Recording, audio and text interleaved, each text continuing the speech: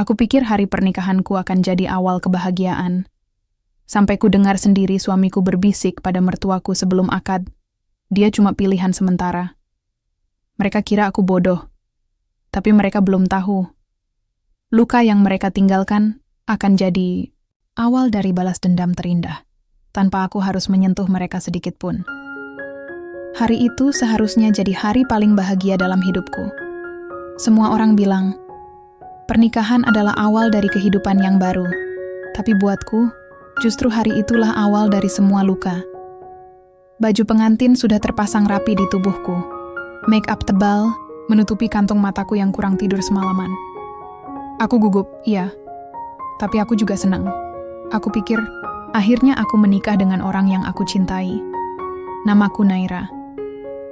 Hari itu aku berdiri di depan cermin besar di ruang rias.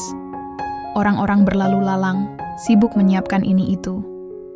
Ibuku tersenyum bangga, berkali-kali memelukku sambil menangis. Aku mencoba ikut bahagia. Tapi jantungku berdetak nggak karuan. Mungkin karena terlalu gugup.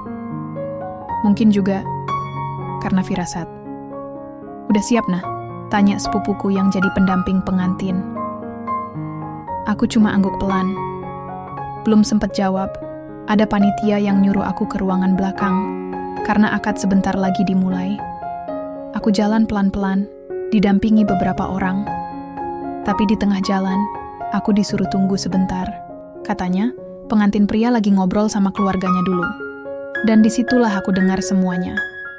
Aku nggak sengaja lewat di dekat ruangan kecil yang pintunya sedikit terbuka. Suaranya jelas banget, apalagi karena semuanya hening saat itu.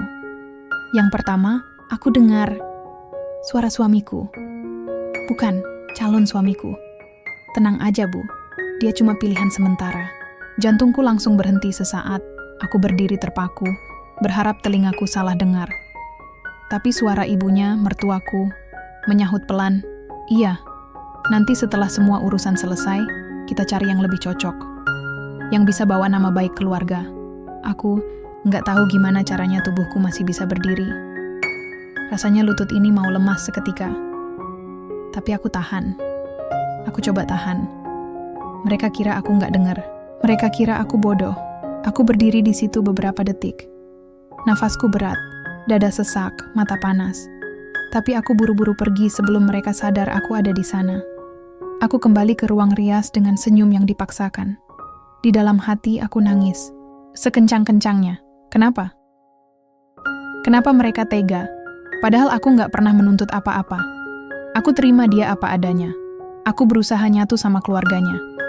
Aku pikir mereka menerimaku juga. Tapi ternyata, dari awal aku cuman pilihan sementara. Aku pengen kabur. Pengen batalin semuanya. Tapi gimana? Semua orang sudah datang. Keluargaku udah senang. Semua udah siap.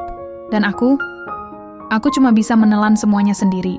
Aku duduk lagi, merapikan veil pengantin di kepalaku. Tanganku gemetar. Hati rasanya pecah. Tapi wajahku tetap datar. Aku harus kuat. Minimal, hari ini harus selesai dulu. Beberapa menit kemudian, aku dibawa ke pelaminan. Kursi akad sudah disiapkan. Tamu undangan sudah duduk rapi. Kamera-kamera sudah siap menangkap momen. Tapi di balik semua senyum itu, cuma aku yang tahu betapa sakitnya jadi aku saat itu. Dia, calon suamiku, tersenyum saat melihatku datang. Tapi senyumnya dingin, penuh kepalsuan. Cantik banget. Bisiknya pelan waktu aku duduk di sampingnya. Aku hanya mengangguk. Lalu prosesi akad dimulai.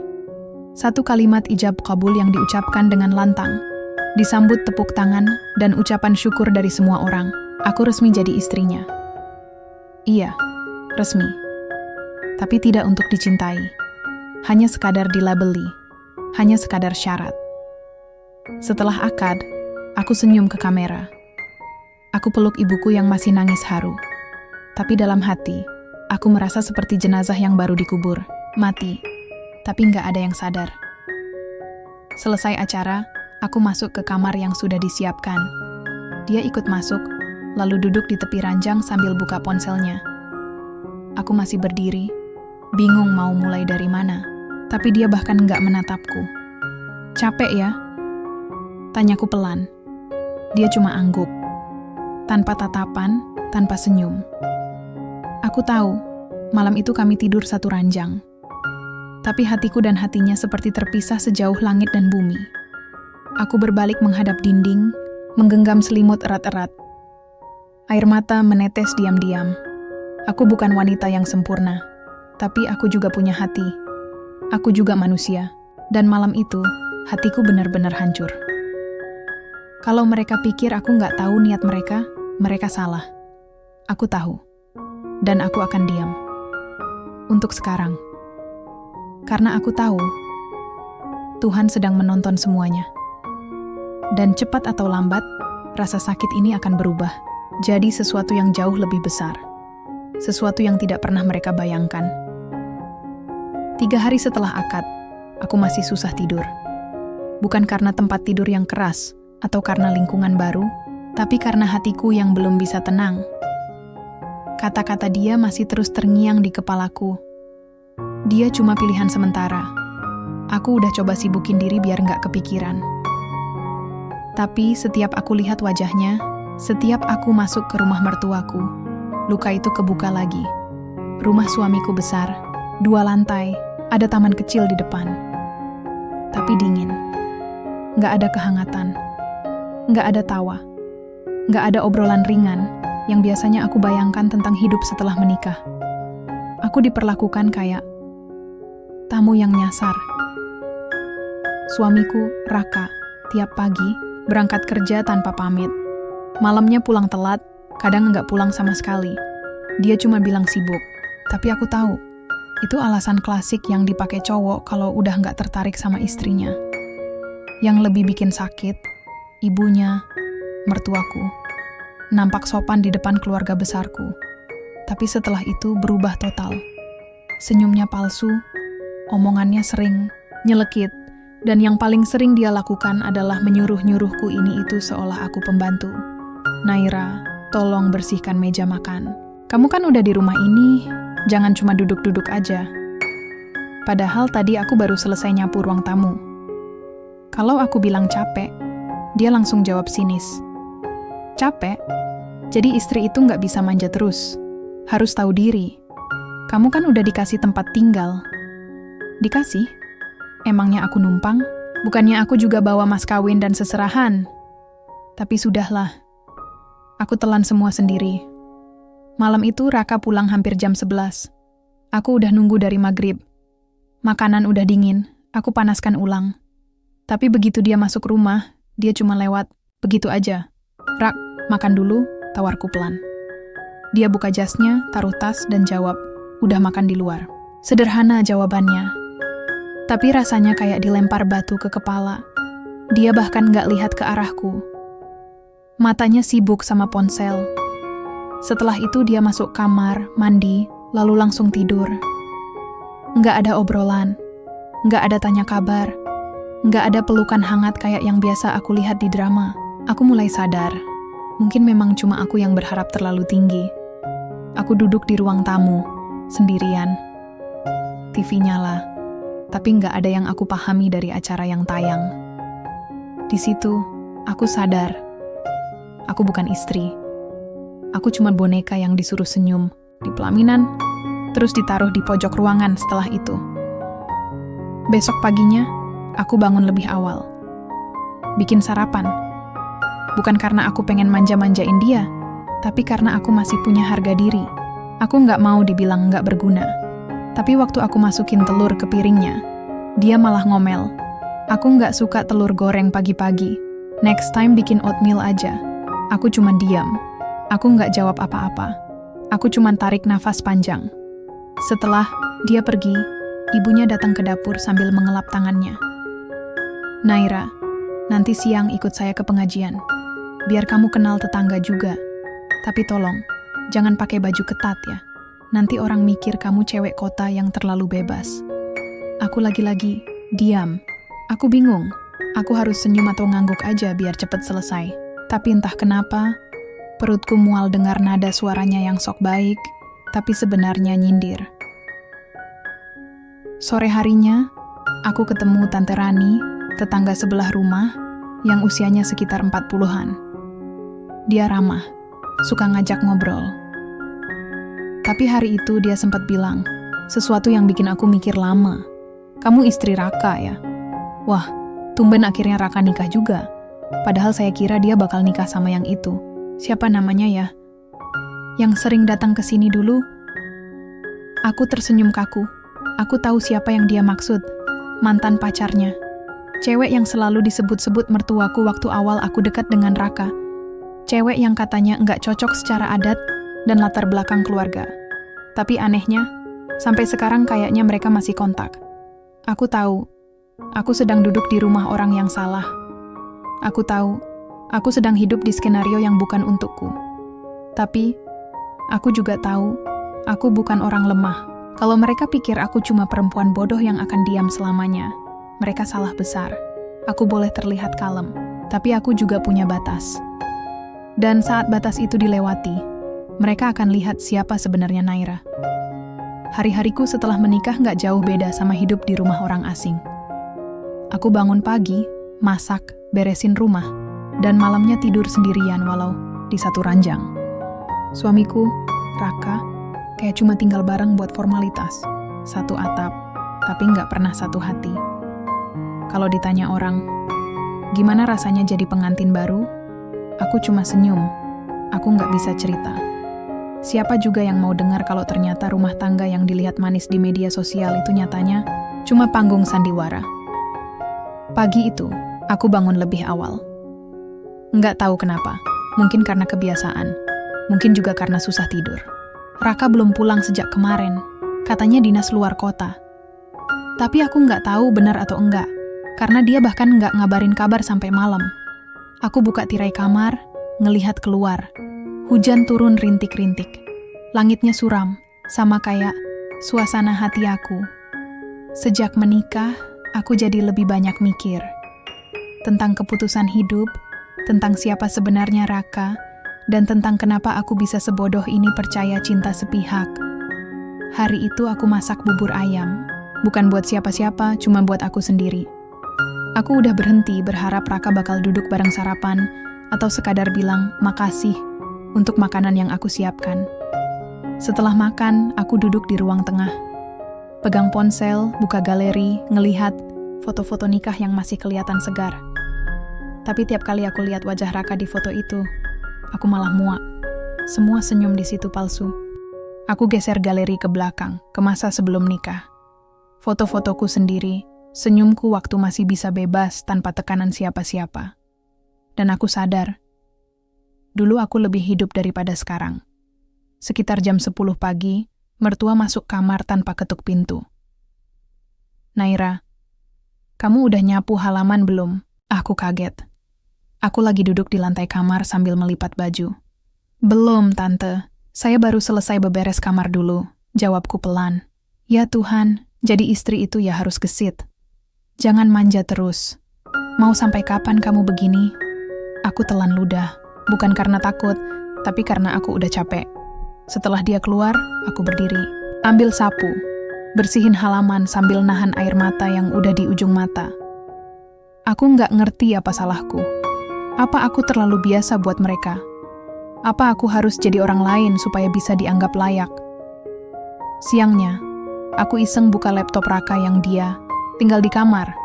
Bukan karena curiga, tapi lebih ke penasaran. Aku cuma pengen tahu, suami yang tidur di sebelahku ini, pikirannya kemana, hatinya ke siapa. Tapi ternyata, isinya lebih dari sekadar jawaban. Aku nemuin folder yang isinya foto-foto cewek, bukan aku. Cewek lain. Cewek itu. Mantan pacarnya. Foto-foto berdua, liburan, ngopi bareng. Bahkan ada video dia ngelamar cewek itu di restoran mewah. Tanganku gemetar. Aku nggak tahu harus nangis atau ketawa. Dan yang bikin tambah sesak, semua, itu tanggalnya nggak jauh dari waktu dia lamar aku. Bahkan ada yang cuma seminggu sebelum akad nikah kami. Aku pengen marah. Tapi aku nggak tahu harus marah ke siapa. Ke dia, ke diriku sendiri, atau ke keadaan. Sore harinya, Raka pulang. Akhirnya. Aku tahan semua emosi dan pura-pura biasa aja. Aku cuma pengen satu hal, penjelasan. Begitu dia masuk kamar, aku duduk di ujung ranjang. Laptop udah di pangkuan. Rak, panggilku pelan. Dia lepas jam tangannya tanpa lihat aku. Kenapa? Aku nunjuk layar laptop. Ini siapa? Dia melirik, terus nafasnya berubah. Nggak panik, tapi juga nggak kaget. Oh, itu? Ya, dia mantan gua. Kenapa? Kenapa masih kamu simpan? Raka duduk, santai. Apa urusannya sama kamu? Aku kaget. Aku nggak nyangka dia seblak-belakan itu. Padahal aku pikir dia akan berusaha jelasin. Tapi ternyata dia malah nyerang balik. Lo pikir setelah nikah lo bisa ngatur hidup gue? Jangan bawa-bawa emosi ke urusan pribadi gue, nah. Hatiku jatuh. Serius. Aku berdiri. Jadi benar? Kamu masih sayang sama dia? Dia tertawa kecil. Kalau iya, kenapa? Aku berdiri. Badanku gemetar. Tapi aku tahan. Aku harus kuat. Kenapa kamu nikahin aku? Raka menatapku. Dingin. Nggak ada rasa. Karena disuruh nyokap. Dan karena dia nggak cocok sama keluarga gue. Udah, cukup. Aku diam. Mataku mulai panas. Tapi aku nggak mau nangis di depan. Dia. Nggak hari ini. Nggak lagi. Dia bangun, ambil handuk, lalu masuk kamar mandi. Seolah semua ini cuma percakapan biasa. Dan di situ, aku sadar, aku bukan siapa-siapa di hidupnya. Aku cuman pengganti sementara, sampai dia bisa dapetin apa yang benar-benar dia mau. Tapi Tuhan juga tahu, aku bukan perempuan lemah.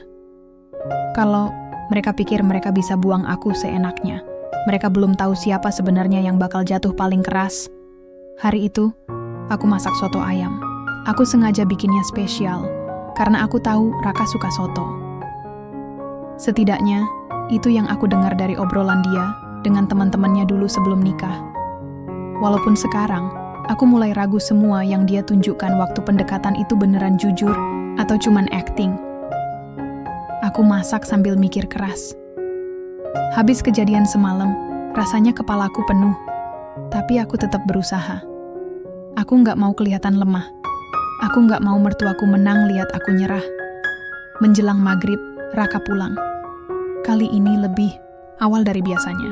Tapi yang bikin aku kaget, dia bawa perempuan. Cewek itu tinggi, putih, rapi. Wajahnya cantik banget. Gaya bicaranya halus. Beda banget sama aku yang mulai kelihatan kusut karena terlalu sering nangis diam-diam. Oh, ini rumahnya? Tanya cewek. Itu sambil senyum manis ke Raka. Iya, masuk aja. Santai, nyokap juga udah tahu kamu mau datang. Aku berdiri dari ruang makan, langsung nyamperin mereka. Raka cuma melirikku sebentar. Ini teman lama aku, Naira. Temen? Aku tahu siapa dia. Cewek itu mantannya. Cewek yang ada di semua foto-foto di laptopnya. Cewek yang masih dia simpan di hati. Aku maksa senyum. Oh iya, silakan duduk. Cewek itu menatapku, senyumnya nggak hilang. Tapi matanya sinis kayak bilang, kamu nggak pantas buat dia. Beberapa menit kemudian, mertuaku keluar dari kamar, langsung nyamperin dan memeluk cewek itu. Aduh, makin cantik aja kamu, Naya. Tante kangen banget. Dan dari situ, aku mulai ngerti satu hal. Cewek itu bukan tamu. Dia orang istimewa di rumah ini. Dan aku cuma bayangan yang disingkirkan pelan-pelan. Malam itu mereka makan malam bertiga. Aku masak, aku siapkan semuanya, tapi mereka duduk makan tanpa ngajak aku. Aku duduk di dapur. Dengar tawa mereka, lihat bayangan mereka dari balik pintu. Rasanya kayak ditusuk dari belakang. Tapi aku tahan. Karena aku tahu, kalau aku marah sekarang, aku bakal dibilang drama. Setelah cewek itu pulang, Raka masuk kamar. Wajahnya biasa aja. Kayak nggak ngerasa udah ngelakuin hal jahat. Lu kenapa diam aja? Tanyanya santai. Aku cuma jawab pelan. Kamu bawa dia ke rumah ini, makan makanan yang aku masak, duduk di meja yang aku siapkan. Sementara aku di dapur kayak pembantu. Raka ngelirik sebentar. Salah gue di mana? Dia temen. Lagian nyokap juga suka dia. Jadi aku nggak dihargai di rumah ini. Aku istri kamu, Ra. Dia berdiri, nadanya mulai naik. Udah, jangan mulai drama lagi. Lu pikir gue nikah sama lu karena cinta? Bangun, nak. Ini kenyataan. Lu cuma pelengkap di hidup gue, bukan pusatnya. Kata-katanya nyetrum. Pedih banget. Tapi aku udah kebal. Aku cuma jawab lirih. Terus sampai kapan aku harus bertahan di sini? Dia mendekat. Matanya tajam. Sampai gue bilang cukup. Lu denger ya? Jangan pernah berpikir lu bisa ninggalin gue duluan. Aku terdiam. Ketakutan dan bingung campur jadi satu. Karena sekarang aku mulai ngerasa ada sesuatu yang lebih gelap dari sekadar kebencian dan penghinaan. Raka bukan cuma gak cinta. Dia juga punya sisi yang mengancam. Malam itu, aku gak bisa tidur. Aku peluk lututku sendiri di pojokan kamar. Pikiran di kepalaku berisik banget. Tapi satu kalimat terus muter-muter, jangan pernah berpikir lu bisa ninggalin gua duluan. Apa maksudnya? Kenapa aku mulai ngerasa ada sesuatu yang dia rencanakan, dan kenapa mertuaku seolah membiarkan semuanya? Hari-hari setelah kedatangan Naya, si mantan itu, jadi makin aneh. Raka makin sering pulang larut, kadang malah nggak pulang sama sekali. Tapi yang paling bikin aku mikir, setiap dia pulang, selalu ada bau parfum cewek di bajunya. Aku bukan bodoh, cuman pura-pura nggak tahu. Aku mulai curiga. Tapi yang paling bikin aku nggak tenang, mertuaku mulai ikut campur terlalu jauh. Dari cara dia ngatur makananku, cara dia ngintip kamar kami waktu malam, sampai tiba-tiba dia nyuruhku minum obat herbal tiap pagi. Ini buat stamina kamu, Nah, katanya. Aku sempat percaya. Sampai suatu hari aku lihat bungkusnya di tempat sampah, dan dari rasa penasaranku, aku cek komposisinya di internet. Obat itu ternyata bukan cuma herbal. Ada kandungan yang bisa memengaruhi hormon dan bikin lemah. Bahkan bisa berdampak jangka panjang kalau dikonsumsi terus. Aku langsung berhenti minum. Tapi aku juga nggak berani ngomong ke siapa-siapa. Aku belum punya bukti jelas. Kalau aku tuduh-tuduh tanpa dasar, aku yang bakal dibilang drama. Malam itu, aku dengar Raka nelpon seseorang dari balkon. Suaranya nggak jelas, tapi aku tahu dia lagi ngomongin aku. Masih lama, Ma. Dia belum nyerah, tapi sabar aja. Gue bakal atur semuanya. Hatiku merinding. Aku diam-diam mundur ke balik pintu. Nafasku berat, tapi aku tahan. Aku tahu, sekarang bukan waktunya panik. Aku harus sabar, harus pelan-pelan cari tahu. Besoknya, aku pergi ke dokter. Sendirian. Alasannya, kontrol kesehatan rutin. Tapi sebenarnya aku cuma pengen periksa kondisi tubuhku. Siapa tahu, aku beneran dikasih sesuatu yang bahaya. Dan ternyata, benar. Dokter bilang ada tanda-tanda tubuhku mulai melemah. Ada reaksi aneh di darahku. Dan dokter nanya, kamu konsumsi obat-obatan tertentu nggak? Aku bohong. Aku bilang enggak. Tapi dalam hati aku tahu, ini dari mereka. Waktu aku pulang, rumah sepi. Tapi kamar Raka nggak dikunci. Aku masuk, dan entah kenapa, instingku nyuruh aku buka laci mejanya. Ada satu amplop coklat, isinya dokumen rumah. Tapi bukan itu yang bikin aku gemetar. Di balik dokumen itu, ada surat berisi tulisan tangan. Dan isinya, rencana Raka nulis tentang bagaimana dia ingin bebas dari pernikahan ini. Tentang gimana dia bakal bikin aku capek sendiri, lalu pergi. Bahkan ada kalimat yang nyebut soal buat dia nggak punya alasan bertahan. Tanganku gemetar. Aku duduk di lantai. Napas ngos-ngosan. Jadi semua ini direncanain, sampai segitunya. Bukan cuma nggak cinta, tapi mereka pengen aku hancur. Malam itu, aku nggak bisa tidur. Aku nggak tahu siapa yang masih bisa aku percaya. Aku cuma punya diriku sendiri sekarang. Tapi aku tahu satu hal. Aku nggak bisa tinggal diam. Kalau mereka pikir aku bakal menyerah, mereka salah besar. Sore itu hujan deras. Langit gelap banget, angin kencang, dan petir sesekali menyambar. Aku duduk di kamar, nunduk sambil nekan-nekan dadaku yang makin sesak. Sejak nemuin surat di meja Raka, pikiranku nggak bisa tenang. Rasanya rumah ini makin lama makin sempit. Udara pun kayak udah nggak bersahabat. Tapi anehnya, Raka pulang lebih awal. Dia masuk ke kamar, mukanya datar. Aku udah hafal ekspresi itu. Itu wajah dia kalau lagi ada maunya. "Naira, siapin dirimu. Kita mau pergi," katanya. Aku bingung. "Pergi kemana?" "Udah ikut aja." Tanya terus. Kayak anak kecil, jawabnya dengan nada ketus. Aku nurut. Aku nggak mau bikin ribut. Tapi dalam hati, aku mulai curiga. Raka nggak pernah ngajak aku pergi malam-malam, apalagi dengan sikap mendadak gitu. Kami naik mobil, dan sepanjang jalan dia diam. Aku cuman bisa ngelihatin rintik hujan di kaca. Rasanya kayak aku lagi menuju sesuatu yang nggak aku ngerti. Tapi badanku tahu, ini bukan hal baik.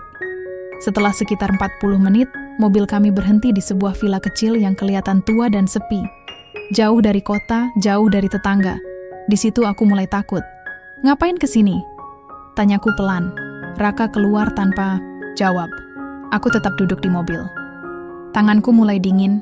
Tiba-tiba, pintu dibuka dari luar. Mertua berdiri di sana. "Turun, Nah. Jangan banyak tanya," katanya datar. Aku turun. Nggak tahu kenapa kakiku bisa tetap berdiri. Rasanya mau jatuh. Tapi aku tahan. Aku nggak mau kelihatan lemah. Kami masuk ke villa itu. Kosong, gelap, bau pengap. "Naira, duduk," kata mertuaku, sambil nunjuk kursi kayu di tengah ruangan. Aku duduk. Raka berdiri di belakangku. Diam. Lalu mertuaku buka suara. "Kamu tahu kan, kamu bukan pilihan kami. Kamu bukan cewek yang pantas buat Raka." Aku diam. Aku udah sering dengar kalimat itu. Tapi kamu ngotot menikah. Jadi sekarang, kamu harus tanggung konsekuensinya. Aku kaget. "Konsekuensi apa, Tante?" Dia senyum sinis. "Kamu harus pergi dari hidup Raka. Tapi bukan dengan cara biasa. Kami nggak mau ada drama. Kami nggak mau kamu balik nyari-nyari. Kami mau kamu hilang."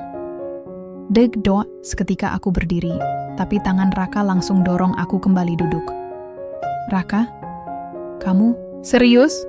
Dia diam, tapi matanya nggak ada ragu sama sekali. Malah kosong. "Apa kalian gila? Aku istri sah kalian. Aku manusia." Belum sempat aku selesai ngomong. Tiba-tiba sesuatu yang keras dipukul ke belakang kepalaku. Gelap. Aku bangun di rumah sakit. Ruangan putih. Bau obat. Tubuhku berat. Kepala pening. Tapi yang paling bikin aku syok, kakiku nggak bisa digerakkan. Aku panik. Nangis. Berteriak. Tapi tak ada yang jawab. Beberapa jam kemudian, suster masuk. Dia bilang aku ditemukan pingsan di jurang kecil dekat villa tua. Katanya aku kecelakaan. Katanya aku jatuh. Tapi aku tahu, aku didorong. Hari-hari berikutnya, polisi datang. Tapi Raka dan keluarganya nggak bisa dilacak. Mereka hilang begitu saja. Bukti pun sedikit. Nggak ada saksi. Semua jadi seolah-olah kecelakaan. Dan aku cacat. Seumur hidup. Tangis jadi teman. Tidurku. Aku cuma bisa baring, menatap langit-langit putih rumah sakit. Setiap malam, suara Raka dan ibunya masih terngiang di kepalaku. "Kamu harus pergi, tapi bukan dengan cara biasa." Tapi Tuhan belum selesai denganku. Aku masih hidup. Dan di balik semua luka itu, aku tahu aku harus bangkit. Aku harus buktikan, aku bukan perempuan yang bisa dihancurkan begitu saja. 3 minggu di rumah sakit, 3 minggu tanpa kabar dari Raka atau keluarganya. Nggak ada permintaan maaf, nggak ada penjelasan, nggak ada siapa-siapa yang datang jenguk. Seolah-olah aku ini bukan siapa-siapa, dan ya mungkin emang gitu. Aku pulang ke rumah kecil peninggalan almarhum ayahku, sendirian, dengan kursi roda dan hati yang remuk redam. Awal-awal, aku cuma bisa nangis, tiap hari, tiap malam. Nangis bukan cuma karena sakit di tubuh, tapi juga di hati. Harga diriku kayak dicabik-cabik. Aku udah ngasih semuanya buat rumah tangga itu, tapi balasannya, aku dibuang, kayak sampah. Tapi hidup nggak bisa berhenti. Aku mulai belajar ngurus diri sendiri. masak sambil duduk, nyapu pelan-pelan sambil dorong kursi roda. Semua aku lakukan pelan-pelan. Kadang nangis, kadang marah, kadang pengen nyerah. Tapi aku tetap jalanin. Aku mulai terapi juga. Suster yang datang ke rumah tiap seminggu sekali. Namanya Bu Sri. Orangnya ramah, sabar, dan perhatian banget. Dari dia, aku belajar untuk nggak malu sama keadaan. Dia bilang, "Kamu masih hidup, Naira. Itu artinya Tuhan belum selesai sama kamu." Hari itu aku mikir lama. Mungkin benar. Kalau Tuhan masih izinkan aku bangun tiap pagi, berarti ada sesuatu yang masih harus aku perjuangkan. Entah apa. Suatu hari, waktu aku lagi nunggu suster datang, ada suara motor berhenti di depan rumah. Aku ngintip dari jendela. Seorang laki-laki turun dari motor, pakai peci hitam, sarung, dan jaket. Wajahnya bersih, tatapannya tenang. Aku buru-buru buka pintu. Kupikir itu tukang obat atau pengantar barang. Tapi ternyata... "Assalamualaikum," katanya sambil senyum. "Ini rumahnya Bu Naira ya?" Aku bingung. "Iya, saya Naira." "Maaf, Bapak siapa ya?" Dia tersenyum lagi. Tatapannya tulus. "Saya Ustadz Fadil. Saya dititip pesan dari Bu Sri," katanya. "Ibu butuh teman ngobrol. Saya sering bantu terapi mental di desa sekitar sini." Aku langsung diem, bingung. Antara malu, kagok, dan ngerasa kotor. "Maaf Ustadz, saya bukan orang baik. Saya bukan orang yang pantas ngobrol sama Ustadz." Tapi dia malah duduk di teras. "Nggak ada manusia yang terlalu rusak buat disembuhkan, Bu. Kita semua luka, tapi bukan berarti nggak layak disembuhkan." Entah kenapa, aku nangis. Bukan karena sedih, tapi karena akhirnya ada orang yang bicara tanpa menghakimi. Nggak nanya, "Suaminya mana? Kenapa pakai kursi roda?" Atau, "Dulu ngapain aja sampai kayak gini?" Ustadz Fadil cuma duduk, dengerin aku cerita, pelan-pelan, satu persatu. Tentang Raka, tentang mertuaku, tentang semua luka yang aku simpan. Dia nggak banyak komentar, tapi tatapan matanya bilang, "Aku percaya kamu kuat." Beberapa minggu kemudian, dia sering datang. Kadang bantuin bersihin halaman, kadang cuma bawain makanan. Kadang ngajak aku dengerin kajian singkat di musola lewat ponsel. Semua terasa ringan, tanpa beban, tanpa tekanan. Untuk pertama kalinya setelah tragedi itu, aku merasa hidup lagi. Dan untuk pertama kalinya juga, aku mulai mikir, apa mungkin aku pantas bahagia lagi waktu berlalu? Tanpa sadar, sudah hampir 2 bulan aku kenal Ustadz Fadil. Dan anehnya, aku merasa lebih tenang tiap kali dia datang. Bukan karena dia ngasih ceramah panjang lebar.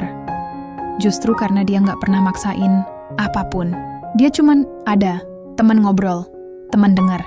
Teman yang nggak pernah lihat aku dari kursi roda, tapi dari hati yang masih hidup. Tapi sore itu, suasananya beda. Dia datang dengan pakaian rapi, bukan sarung, bukan jaket, tapi kemeja bersih dan celana kain. Wajahnya tetap tenang, tapi sorot, matanya serius. Aku duduk di teras seperti biasa. Dia naruh plastik berisi kue dan buah di meja kecil. "Bu Naira," suaranya lembut, tapi berat. Hari ini saya datang bukan buat ngobrol biasa. Aku mulai curiga. Jantungku berdetak cepat. Dia tarik napas, lalu duduk lebih dekat. "Saya udah cukup lama perhatiin Ibu. Saya lihat sendiri gimana Ibu berjuang, bangkit dari keadaan yang enggak semua orang sanggup hadapi. Dan saya percaya, Ibu bukan wanita lemah. Ibu luar biasa kuat." Aku enggak nyaut. Tanganku mulai dingin. Dia lanjut, "Saya tahu ini mungkin terlalu cepat atau terlalu mengejutkan. Tapi saya datang bukan buat main-main. Saya datang karena saya punya niat baik." Aku langsung nunduk. Aku tahu kemana arah pembicaraan ini. "Saya ingin melamar Ibu, Naira." Dunia rasanya berhenti sejenak. Kata-katanya masih menggema di kepala. "Melamar? Aku yang udah dihancurkan, aku yang cacat, aku yang bahkan kadang ngerasa diri sendiri, udah nggak pantas dicintai siapa-siapa." Air mataku jatuh, tapi aku langsung usap cepat-cepat.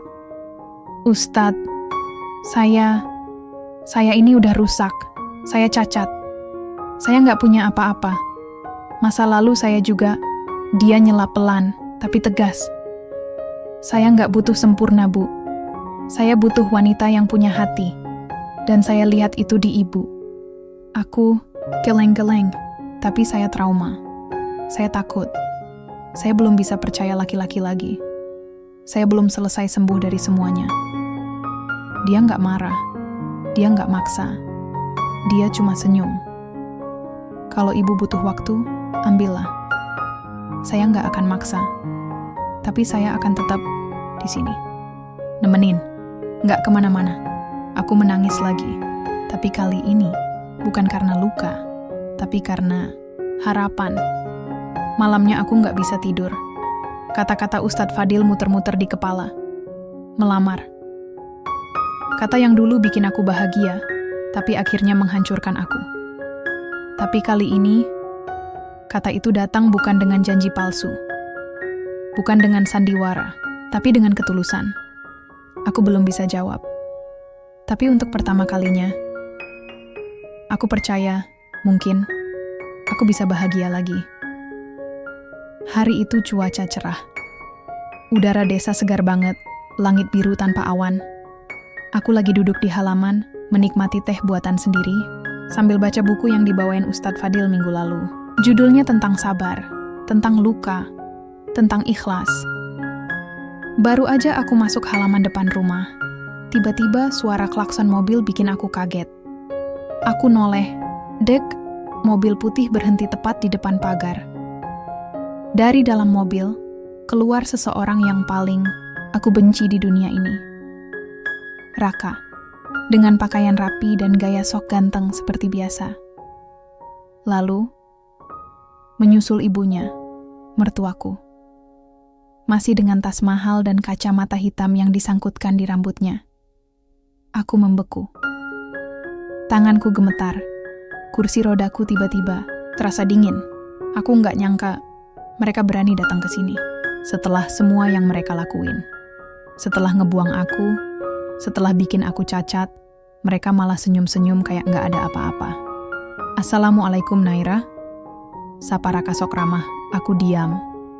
Mertuaku melirik ke dalam rumah. Wah, rumahmu sederhana banget ya sekarang. Tapi cocok sih sama kamu. Sakit banget dengernya, tapi aku tahan.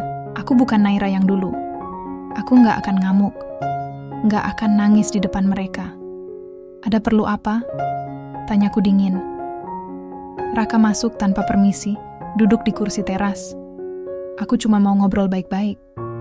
Minta maaf, semua yang terjadi itu salah. Paham, Nay? Aku ketawa kecil. Salah paham? Aku jatuh dari jurang, kaki lumpuh, dibuang sendirian. Itu salah paham? Mertuaku ikut duduk. Kamu tuh selalu lebay.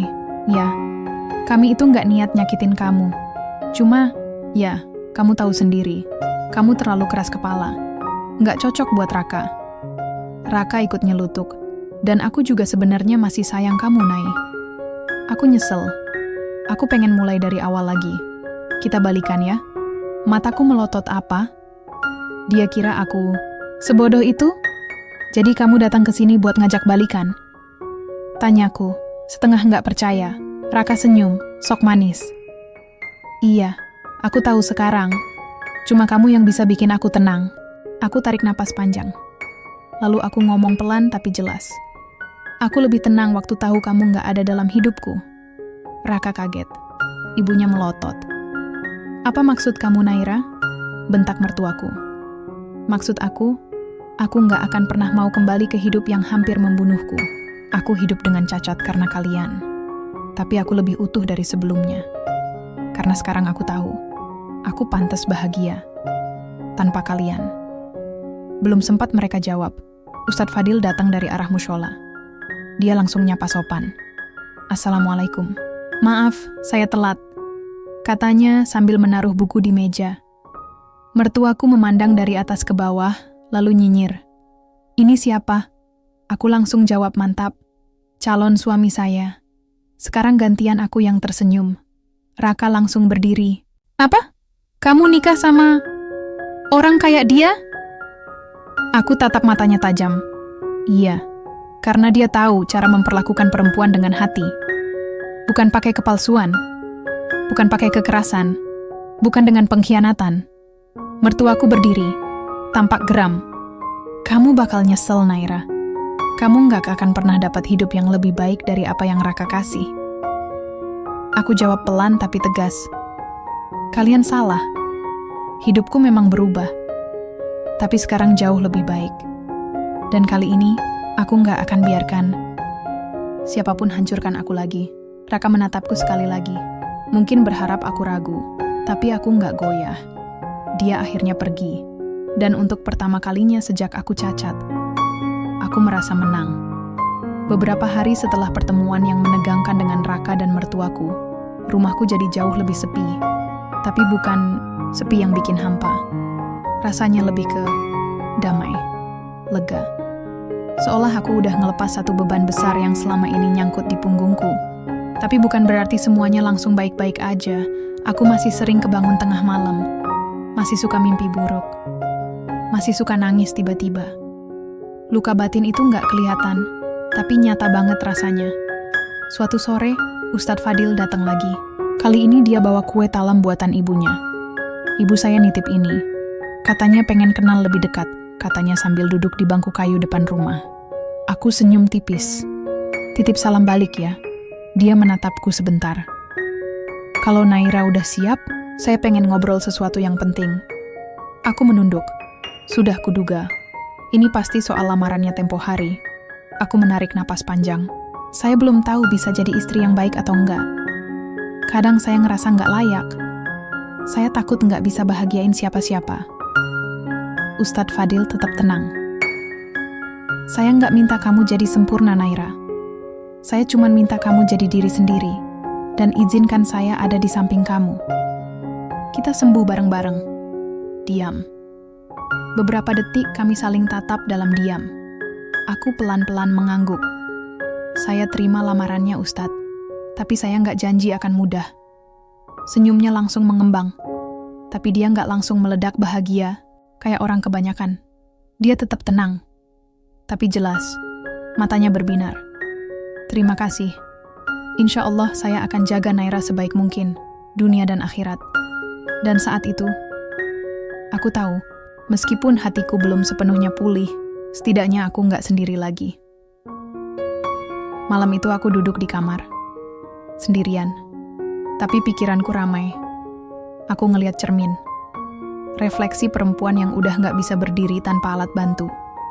Tapi juga refleksi perempuan yang masih punya semangat untuk bangkit. Aku bisik ke diri sendiri. Kamu nggak lemah. Kamu cuma pernah disakiti. Tapi kamu bisa sembuh. Pelan-pelan. Air mataku jatuh. Tapi bukan karena sedih. Tapi karena aku mulai memaafkan diriku sendiri. Untuk semua kesalahan. Untuk semua kepedihan. Untuk semua luka yang selama ini aku pendam sendiri. Seminggu kemudian, lamaran resmi dilangsungkan. Sederhana. Di ruang tamu rumahku. Dengan Ibu Ustadz Fadil yang ramah dan penuh kelembutan. Dengan beberapa tetangga yang membantu menyiapkan makanan. Semuanya serba hangat. Nggak ada kemewahan, tapi ada ketulusan. Dan itu lebih dari cukup buatku. Setelah tamu pulang, aku dan Fadil duduk berdua di halaman. Bintang-bintang bertaburan di langit malam. Naira, katanya pelan, terima kasih sudah berani ambil langkah ini. Aku tersenyum. Saya juga berterima kasih. Karena Ustadz datang waktu saya udah hampir menyerah. Dia pegang tanganku. Lembut. Nggak posesif. Nggak menuntut. Insya Allah ini awal baru buat kita. Bukan untuk melupakan masa lalu, tapi untuk berdamai dengannya. Aku mengangguk pelan, ya. Mungkin benar. Aku memang nggak bisa lari dari masa lalu. Tapi aku bisa memilih untuk tidak tinggal di dalamnya. Hari pertama setelah akad, aku bangun pagi dengan perasaan aneh. Bukan takut, bukan juga terlalu bahagia. Lebih ke kosong, tapi nyaman. Rasanya kayak bangun dari mimpi buruk panjang dan akhirnya ketemu pagi yang tenang. Aku sekarang sah jadi istri dari Ustadz Fadil. Kedengarannya aneh banget. Aku yang dulu nggak percaya lagi sama pernikahan, sekarang ada di rumah sederhana ini. Tidur di kamar yang nggak mewah, tapi hangat. Semua serba baru, tapi entah kenapa, aku nggak ngerasa asing. Fadil udah bangun duluan. Dia lagi nyapu halaman waktu aku keluar kamar pakai kursi roda. Pagi, sapa dia sambil senyum. Pagi juga, jawabku pelan. Dia masukin sapu, lalu ke dapur. Saya bikin teh manis. Kamu mau? Tanyanya. Aku mengangguk. Mau, tapi jangan terlalu manis ya. Dia tertawa pelan. Iya, istriku sekarang pemilik lidah sensitif, noted. Itu pertama kalinya aku dengar dia nyebut istriku. Dan jujur, hatiku kayak ditusuk pelan. Bukan karena sakit, tapi aku masih belum biasa. Ada sesuatu dalam diriku yang ngerasa belum pantas dapat sebutan itu lagi. Tapi aku diam. Aku simpan semua rasa itu. Beberapa hari berlalu. Fadil benar-benar menjaga ucapannya. Dia nggak pernah nanya tentang masa laluku kalau aku belum buka cerita. Dia sabar. Dia tahu kapan harus deket, kapan harus ngasih ruang. Tapi justru itu yang bikin aku makin bingung. Kenapa dia sebaik ini? Kenapa dia nggak nuntut apa-apa? Nggak curiga, nggak sinis, nggak kasar. Aku terbiasa hidup dalam hubungan yang penuh kecurigaan dan tekanan. Dan sekarang, saat aku dikasih cinta yang tenang, aku malah takut. Suatu malam, kami makan malam bareng. Aku masak semampunya, dia bantu di dapur. Aku tahu kamu belum sepenuhnya nyaman, katanya tiba-tiba. Aku kaget. Kenapa bilang gitu? Dia tersenyum. Aku bisa lihat dari cara kamu ngomong, dari cara kamu nahan diri. Tapi nggak apa-apa, Nah. Aku nggak minta kamu berubah secepat itu. Aku tertunduk. Saya cuman takut kecewa lagi, takut terlalu nyaman. Terus tiba-tiba semuanya hancur. Fadil narik napas panjang. Aku nggak janji kita nggak akan punya masalah. Tapi aku janji, aku nggak akan ninggalin kamu karena masalah itu. Aku menatap matanya. Dan entah kenapa, kata-kata itu bikin dinding ketakutanku retak sedikit demi sedikit. Beberapa minggu kemudian, aku mulai terbiasa dengan rutinitas baru. Bangun pagi bareng, masak bareng, kadang ikut dia ke pengajian. Kecil di desa walau cuma duduk di pojok ruangan. Tetangga juga mulai ramah, ada anak kecil yang suka lari-lari ke halaman rumah. Namanya Ali, 5 tahun. Dia suka duduk di pangkuanku sambil dengerin cerita. Dan tiap dia ketawa, aku ikut ketawa. Aku mulai merasa hidup lagi. Bukan karena aku lupa sama masa lalu. Tapi karena aku sadar, aku nggak harus sembuh dulu baru boleh bahagia. Bahagia juga bisa datang sambil aku masih belajar sembuh. Tapi, satu hal yang belum selesai. Aku belum bisa maafin mereka. Raka, mertuaku, orang-orang yang bikin aku lumpuh, secara fisik dan batin. Dan aku tahu, kalau aku terus simpan dendam itu, aku nggak akan pernah benar-benar tenang. Fadil seolah tahu isi hatiku. Suatu malam, dia bilang, kalau kamu belum siap maafin mereka, nggak apa-apa. Tapi jangan biarkan luka mereka mengatur hidup kamu terus. Kamu berhak bebas. Aku hanya bisa terdiam. Mungkin saatnya memang aku berdamai. Hari itu aku diajak Fadil untuk ikut ke acara pengajian di rumah kepala desa. Katanya akan banyak warga yang hadir, dan dia ingin aku mulai lebih terbuka ke lingkungan sekitar. Awalnya aku ragu, tapi kupikir, kenapa tidak? Aku pakai gamis biru muda, jilbab yang Fadil bantu pilihkan kemarin. Sederhana, tapi nyaman. Ini pertama kalinya aku keluar rumah untuk acara besar sejak kejadian waktu itu. Di tengah acara, Fadil diminta jadi pembicara sebentar. Aku duduk di barisan belakang. Mataku keliling melihat orang-orang. Sampai akhirnya, jantungku berhenti sejenak. Mereka datang. Raka, mertuaku, dan wanita itu. Perempuan yang dulu digosipkan jadi selingkuhannya. Mereka masuk dengan percaya diri. Duduk di barisan agak depan, seolah nggak pernah ada dosa. Tanganku langsung dingin, nafasku pendek. Rasanya pengen pergi. Tapi aku tahan, aku lihat ke arah Fadil. Dia sedang berbicara tentang memaafkan tanpa harus melupakan. Tentang bagaimana manusia bisa jadi lebih kuat, justru saat bisa memutus rantai kebencian. Aku nggak tahu apakah itu kebetulan atau Allah memang sedang ngomong langsung lewat Fadil. Setelah acara selesai, aku langsung mundur pelan-pelan mau buru-buru pulang. Tapi ternyata Raka menghampiriku. Naira, sapanya, aku hanya menatap, diam. Kamu kelihatan beda sekarang. Tenang. Banget. Cantik juga seperti dulu, katanya senyum kecil. Aku nggak jawab, ibunya ikut datang. Kami dengar kamu udah nikah lagi. Sama Ustadz itu ya? Gimana rasanya jadi istri orang biasa? Nggak seperti dulu waktu sama Raka, kan? Aku tarik napas. Lalu aku jawab, dulu saya punya segalanya tapi hampa. Sekarang saya nggak punya apa-apa. Tapi bahagia. Itu jauh lebih berharga. Raka tertunduk. Ibunya diam. Nggak ada lagi kata-kata sarkas. Karena kali ini, mereka berhadapan dengan aku yang nggak lagi lemah. Aku nggak akan balas apa yang kalian lakuin dulu. Lanjutku pelan. Karena aku nggak mau jadi sama seperti kalian. Mertuaku menatap tajam, tapi wajahnya berubah. Mungkin karena tahu, aku nggak cuma bicara. Tapi aku benar-benar sudah berubah. Aku lanjut. Saya maafkan kalian. Bukan karena kalian layak, tapi karena saya berhak tenang. Raka masih diam. Aku balik arah, mendorong kursi rodaku sendiri. Dan untuk pertama kalinya, aku merasa benar-benar merdeka. Bebas, tanpa dendam, tanpa penyesalan. Malam harinya, Fadil duduk di sebelahku di beranda rumah. Angin malam menghembus pelan.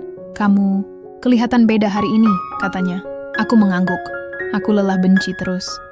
Dan kayaknya memaafkan memang satu-satunya jalan biar aku bisa hidup sepenuhnya. Dia tersenyum. Kalau gitu, tinggal satu langkah lagi. Aku menoleh. Apa? Bahagia, sepenuh hati. Tanpa bayangan masa lalu. Aku menatapnya. Dan untuk pertama kalinya sejak semua ini terjadi, aku percaya.